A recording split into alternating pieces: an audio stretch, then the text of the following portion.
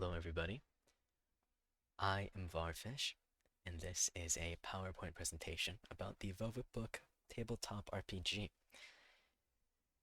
This will serve as a primer to those of you who are interested in playing but have not played a Persona game or watched one of the animes or read any of the manga series. If you already have like a handle on what the game is about, I don't imagine this video will be very useful to you. But if not, then here we go. First and foremost, a disclaimer for those of you who have played a tabletop RPG, standard D20 fantasy like Dungeons and Dragons or Shadow Dark or Pathfinder. This will be run a bit differently in both setting and how the outcome of events are determined. So, in what we call D20 fantasy, which is like D&D where you roll a D20, you add your modifier, and then that tells you how well you did at something. This is not the same thing. This game instead uses a system that we will call the one roll engine, where everything is decided by one roll. And it's only D10s. You don't have to have like a big dice pool, a bunch of different polyhedrons with different sides. Not necessary. All you need are D10s. I'm not going to get into the nitty and gritty. If you want, you can read it. There's a little thing there. It'll be a little bit confusing, probably, but it's not what this video is about. So we will move on. Notably, again, we're not playing a fantasy game. Not necessarily. You can do whatever you want with the setting of any tabletop RPG, obviously, but the primary, and I say that in air quotes, the primary setting is actually going to be a fairly standard world like the one we live in. Like it will be, a lot of the games will take place on Earth in some modern town and will be centered around characters that are like real world people. There is a twist to that, which we will get to.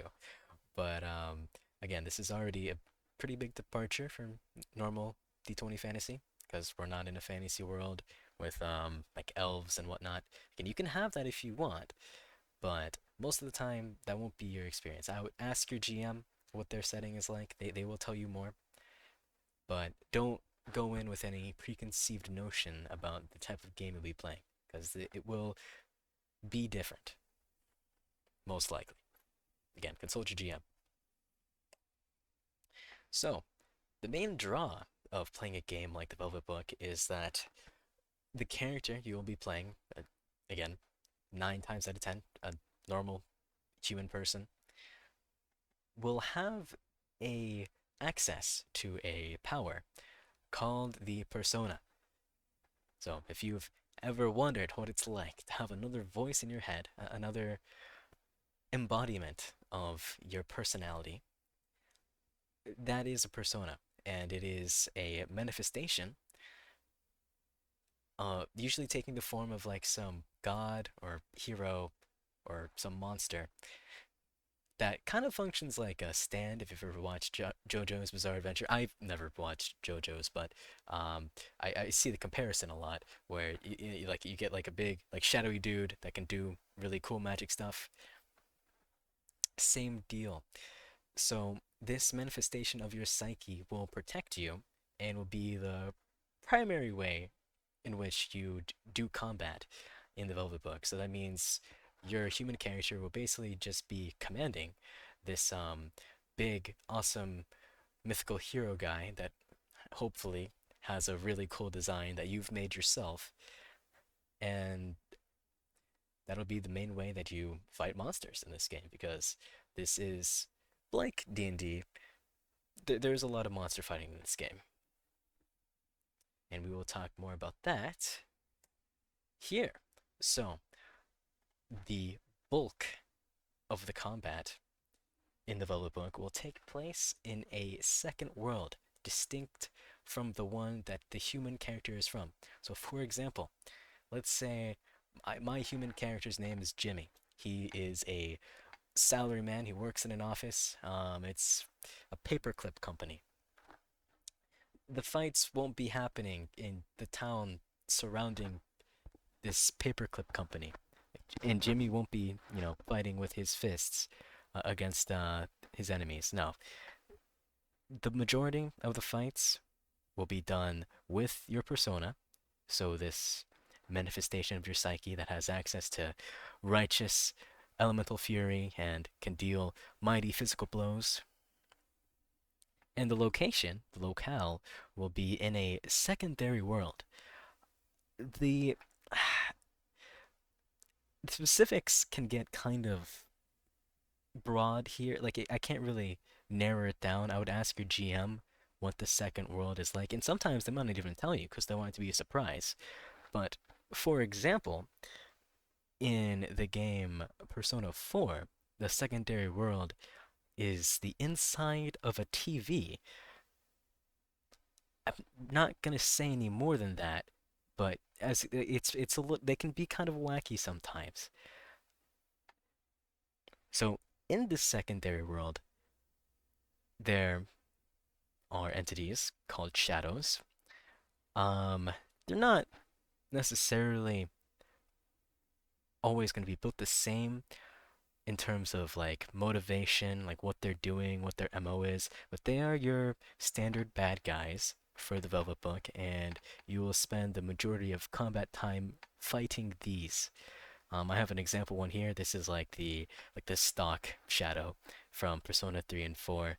I believe it's called the Maya, and they're kind of it ask your GM where they come from, how they work, or if they want to leave it as a surprise. But I believe in Persona 3 and 4, they're kind of just formless monster guys. The lore isn't really that deep. Meanwhile, in a game like Persona 5, it's a bit more specific. It's something like they are also manifestations of the psyche of society, like other people. Let me rephrase that. In Persona 5, shadows are also manifestations of people's psyche. They're just not controlled like personas are. So these are kind of like more like wild, roaming, feral monsters, whereas you, as a persona user, have full control over your guy. In the Velvet Book, the character arc is one of the most important things, and this includes both your personal character and the relationships that you will form with your party members and just other people in your DM's world.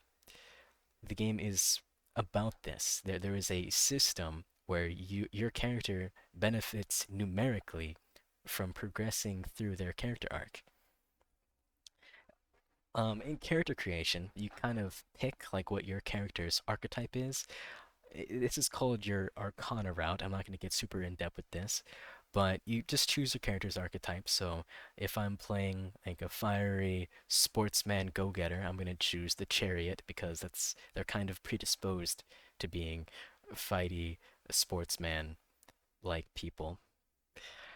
And as you perform actions and do things that are in line, like you can see the progression here. This is for the magician. This is more of your big idea man guy. As you do big idea man things, you will progress through your route, and this will grant you more power.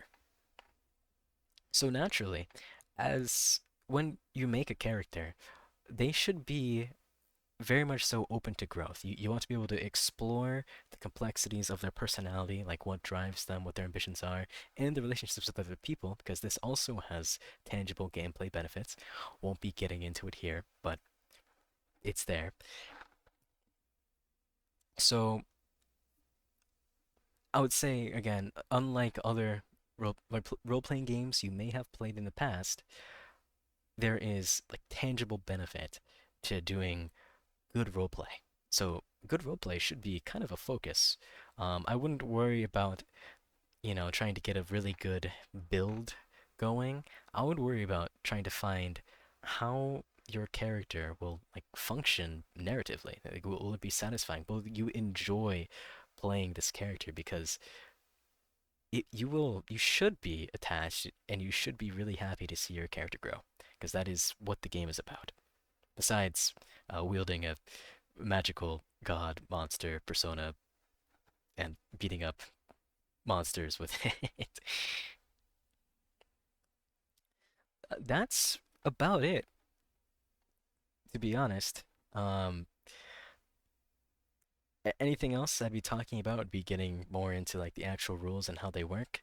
So just to kind of get started with that, I recommend coming up with ideas for what type of characters you want to play. I recommend looking at the Arcanas in the Velvet Book, kind of thinking to yourself, would I want to, play through any of these? Do I have any like good ideas for what I could role play well? And then everything else can fall into place after that. The rules are always secondary to your fun. So just finding a character you'd want to play will be paramount. Again, talking to your GM is the most important thing for character creation, especially with the system that you are unfamiliar with. This will help you greatly, and you should take advantage of your DM's goodwill. So that's about it. Um, I will go over the rules in upcoming videos. I hope this was informative to you. If you have any questions, ask them, ask your GM, and that's it from me.